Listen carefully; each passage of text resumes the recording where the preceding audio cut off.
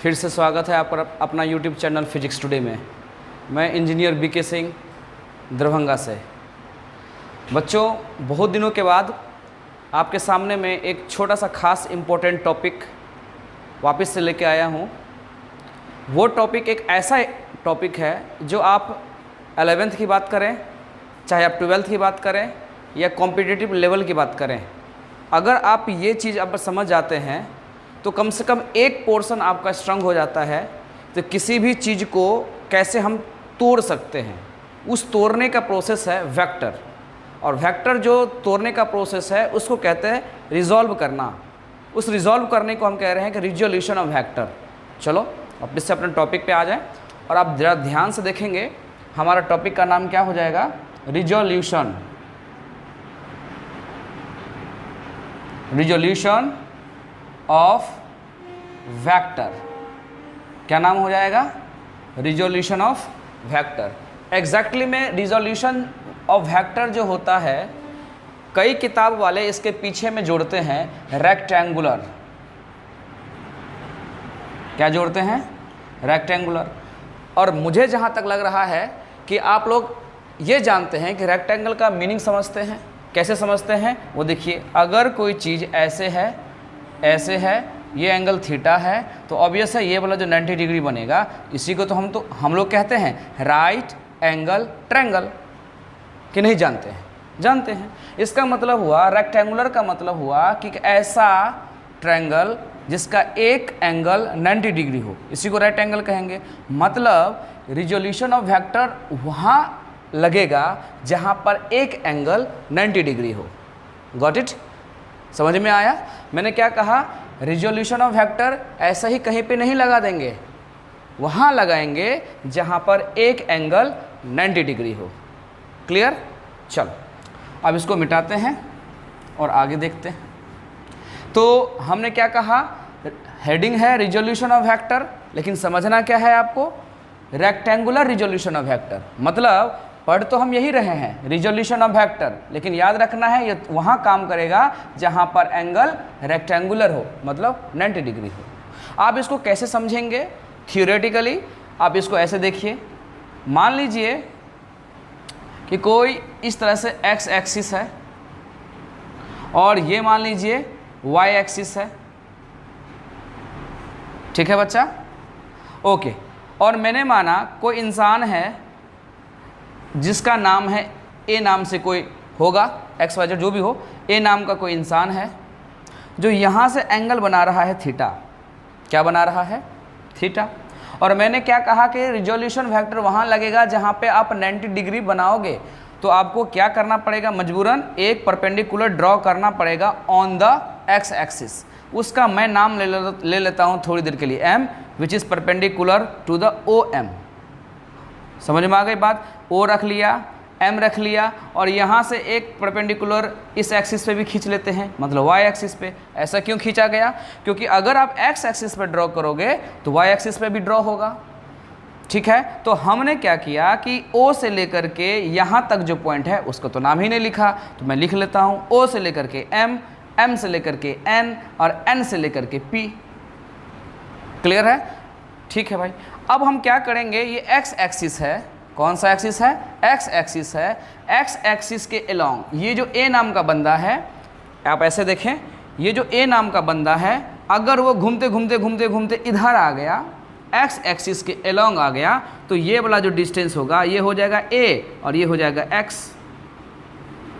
अब तुम लोग होशियारी मत करना, ये ए और एक्स ऐसे नहीं लिखना, ए और एक्स ऐसे लिखा गया है, मतलब ए वेक्टर एक्स एक्सिस के अलोंग है। इसका मतलब हुआ ये ए वेक्टर एक्स एक्सिस के कंपोनेंट है।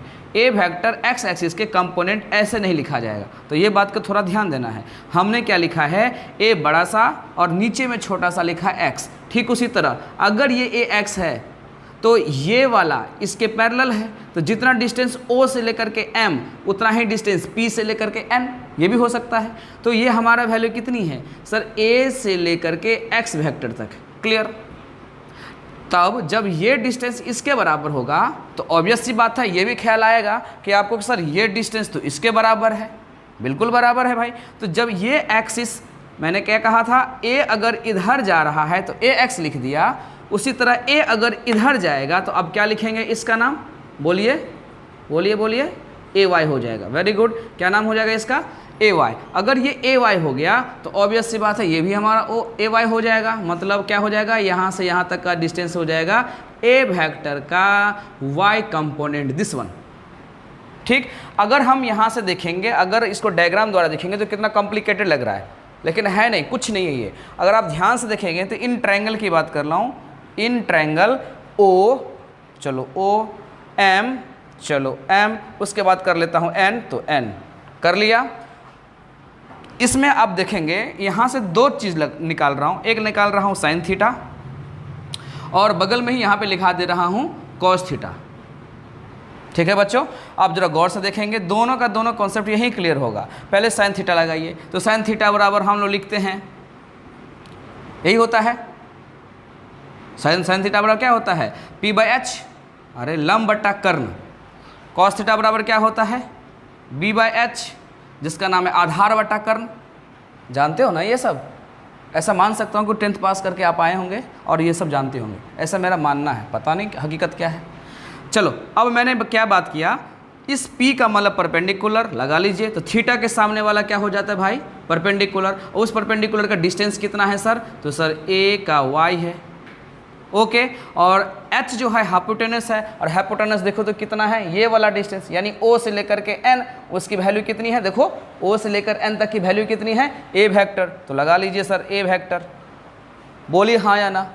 ठीक है, अब ए वाई का वैल्यू निकालना है, इसको निकालना है, इसको निकालना है, तो क्या इससे ये तिरछा तिरछी गुना नहीं होगा, कैंची वाला गुना नहीं होगा, होगा। तो कैसे करेंगे आप, ये देखिए, इसको अगर मल्टीप्लाई करते हैं तो ए का वाई कंपोनेंट जो हो जाएगा, मेरे विचार से ये तिरछा तिरछी गुना होकर के कितना हो जाएगा, ए वेक्टर साइन थीटा।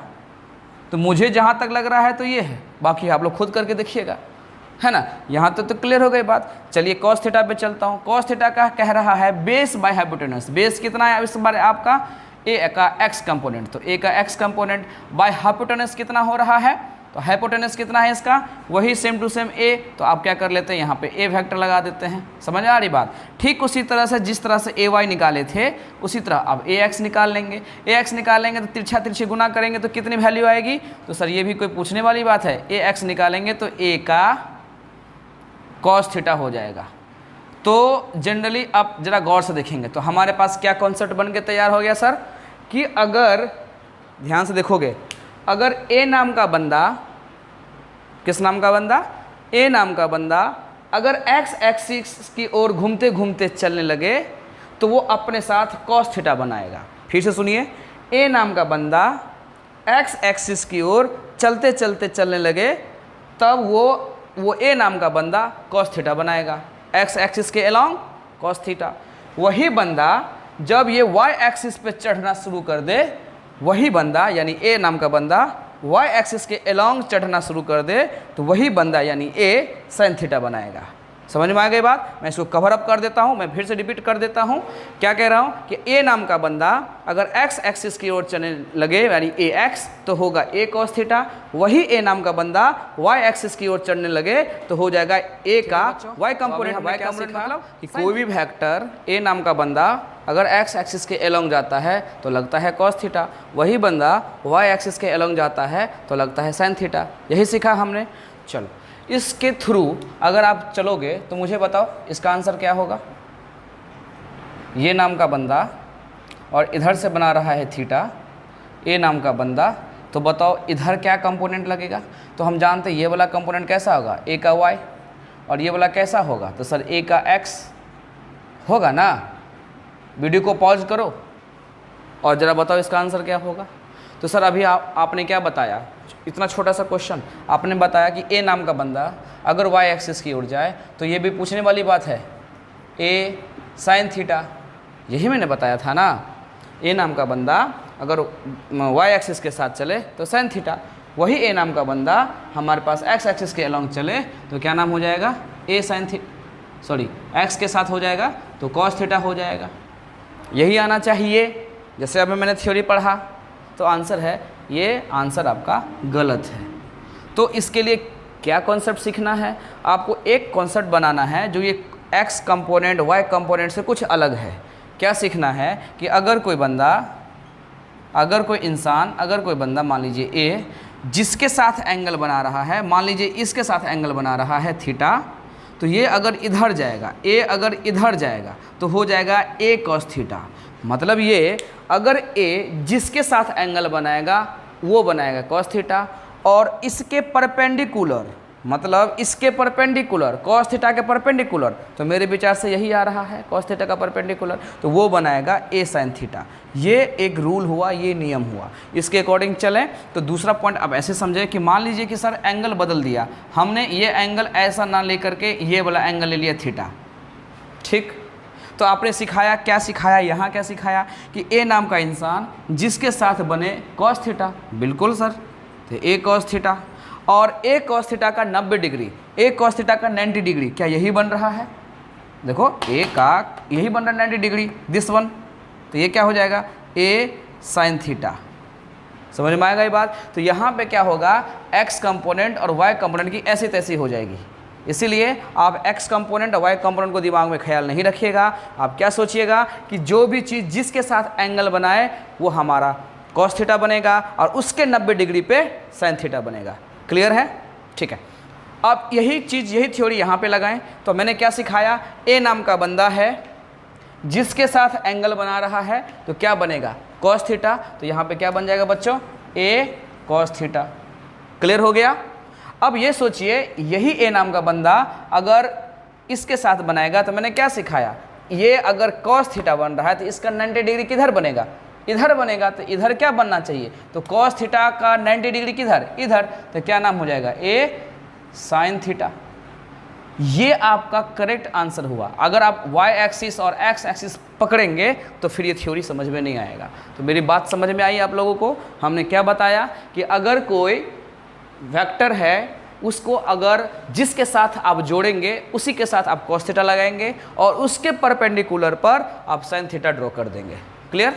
चलो, अब इसके अकॉर्डिंग हम कोई न्यूमेरिकल वगैरह नहीं बना रहे, बस हम एक हिंट दे रहे हैं ताकि आपको न्यूमेरिकल में कोई प्रॉब्लम ना हो। देखो क्या मैं बताना चाह रहा हूँ, जैसे मान लो थोड़ी देर के लिए ऐसे आगे जाके पढ़ोगे कि मान लो यह इनक्लाइन प्लेन है। जब आप लोग न्यूटन्स लॉ ऑफ मोशन में पढ़ोगे जिसका नाम होगा एनएलएम में पढ़ोगे, तो उस समय क्या कहानी होगा कि यह एक ब्लॉक है विच, यहाँ पे एक थीटा हो जाएगा और इस ब्लॉक पे कोई चीज़ रखा हुआ है, तो ऑब्वियस सी बात है कि यह धीरे धीरे लुढ़क जाएगा, है ना, जिसका मास m है। तो m के कारण एक नीचे की ओर गिरता है जिसका नाम होता है mg, आगे जाके पढ़ोगे, है ना। और इसका एक रिएक्शन खींचता है जो कि होता है नॉर्मल, ये इससे 90 डिग्री बनाता है। अभी क्या है नहीं है उससे कोई लेना देना नहीं, हम जो कह रहे हैं उसको बात समझिए। तो mg जो है इधर से जो बनेगा, ज़रा ध्यान से देखेंगे, ये अगर थीटा तो ये भी हमारा थीटा।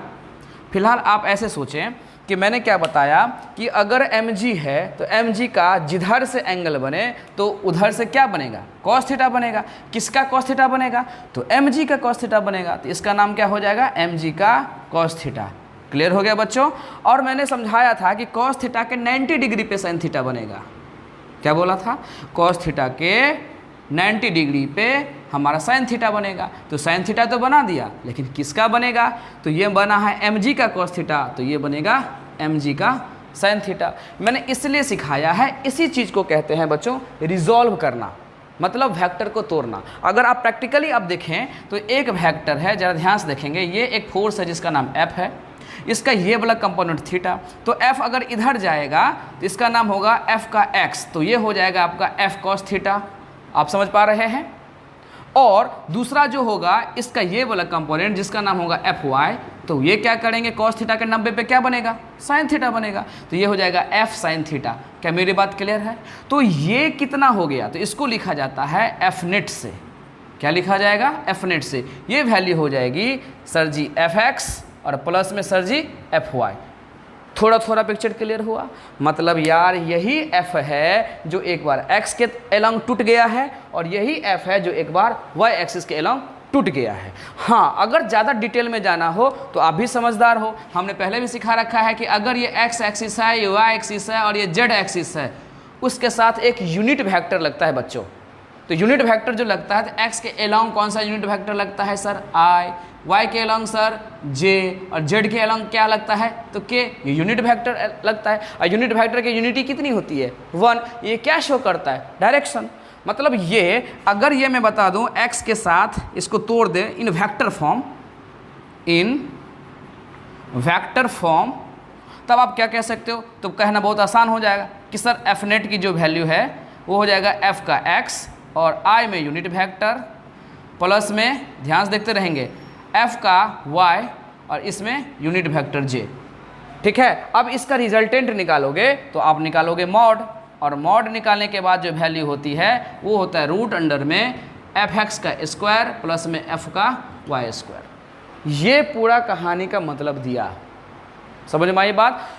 ठीक है, तो ये जो मैंने बताया आपको किसके बारे में बताया, थोड़ा सा रिजोल्यूशन के बारे में हल्का सा हिंट दिया, समझ में आ रही बात। एक एससी वर्मा का एक क्वेश्चन मैं बताने वाला हूँ, ठीक है, इस एससी वर्मा का क्वेश्चन मैं एज ए हिंट दे रहा हूँ, आप उस पर पूरा का पूरा खुद से ट्राई करना और डेफिनेटली बनेगा।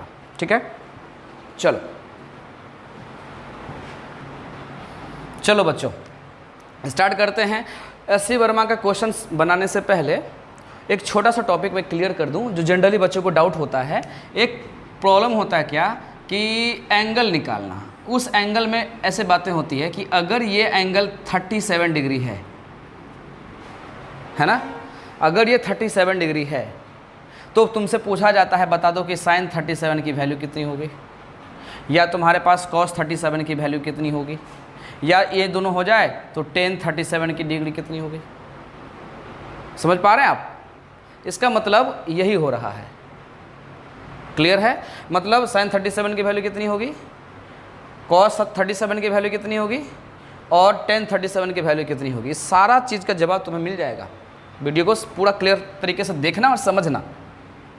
सोच लो कि अगर ये हमारा 37 है तो रेक्टेंगुलर के नियम से ये तो 90 डिग्री होगा, होगा कि नहीं होगा। तो मुझे बताओ ये एंगल कितना होगा। तो ऑब्वियस है इन दोनों को जोड़ो और 180 में से घटा दो, तो घटाओगे तो ये आ जाएगा आपके पास 53 डिग्री। करके देखो कितना आ जाएगा 53 डिग्री, है ना। तो ये सब जितना सारा लोचा है इसको हम ऐसे भी कह सकते हैं, अगर साइन 37 हो गया तो आप कह सकते हैं कि साइन 53 भी हो सकता है। अगर कॉस 37 है तो आप कह सकते हैं कॉस 53 भी हो सकता है। अगर टेन 37 है तो आप कह सकते हैं टेन 53 भी हो सकता है। तो इस लफड़ा को दूर करने के लिए इस ट्रायंगल को हम समझा देते हैं, ठीक है। और ट्रायंगल को समझ जाओगे आप, यकीन मानो कहीं भी ये 37 और 53 वाला प्रॉब्लम नहीं आएगा आपको। क्लियर, चलो मेरा ऐसा मानना है और आएगा भी नहीं। देखें आप इसको आप समझते हैं और आगे बढ़ते हैं। आप ऐसे समझिए इसकी वैल्यू होती है 3 4 5 जैसा, 3 4 5 कितना आसानी से याद हो जाएगा। 3 4 5 आप कैसे याद रखेंगे, देखिए 3 4 5 में सबसे छोटा कौन 3, उससे बड़ा कौन 4, उससे बड़ा कौन 5। ठीक उसी तरह इस तीनों एंगल में सबसे बड़ा कौन 90, तो मतलब हम क्या कर सकते हैं 90।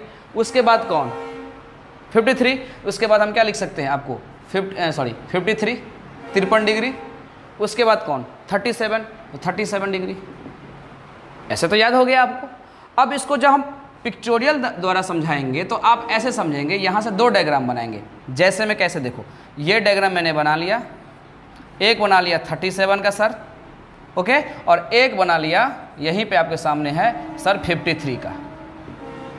दोनों क्लियर है, समझ पा रहे हैं आप। एक कितना का बनेगा बाबू 37 का, एक कितना बनेगा 53 का। क्यों, क्योंकि दोनों का चाहिए ना आपको। एक चाहिए आपको कि साइन 37 की वैल्यू कितनी है, वहीं पे चाहिए कि साइन 53 की वैल्यू क्या है, वो दोनों निकल जाएगा आपका। समझ पा रहे हैं आप। तो मतलब 37 की जब बात होगी तो आप ऐसे समझेंगे 37 और 53 में छोटा कौन है। 37 और 53 में छोटा कौन है भाई, तो कोई भी देखेगा 6 क्लास 8 क्लास का बच्चा कहेगा कि 37, कोई भी बच्चा कह सकता है कि 37 लेस होगा। तो लेस के सामने में आप रखना लेस, समझ में आई बात, और बड़ा के सामने रखना बड़ा। तो बचेगा ये अगर 3 हो गया तो बचेगा 4 और 5, तो ये अगर 4 हो गया ये 3 और ये 5। क्लियर? समझ में आई बात मैंने क्या? फिर से रिपीट कर देता हूँ। मैंने क्या कहा, अगर 37 है और 53 में, दोनों में छोटा कौन है? 37। ठीक उसी तरह 3 और 4 में छोटा कौन है? तो 3। तो 37 एंगल में छोटा है तो 3 वैल्यू में छोटा है, 53 एंगल में बड़ा है तो वैल्यू में 4 बड़ा है। थोड़ा थोड़ा समझ में आया? हाँ, अब बाकी जो बचा 3 हो गया तो बचा तुम्हारे पास क्या? 4 और 5। और अगर आपके पास यहाँ 4 हो गया तो बचा क्या? 3 और 5। एक और बात, यहाँ मैंने 5 क्यों लिया? क्योंकि हाइपोटेनस सबसे बड़ा होता है, हाइपोटेनस सबसे बड़ा होता है।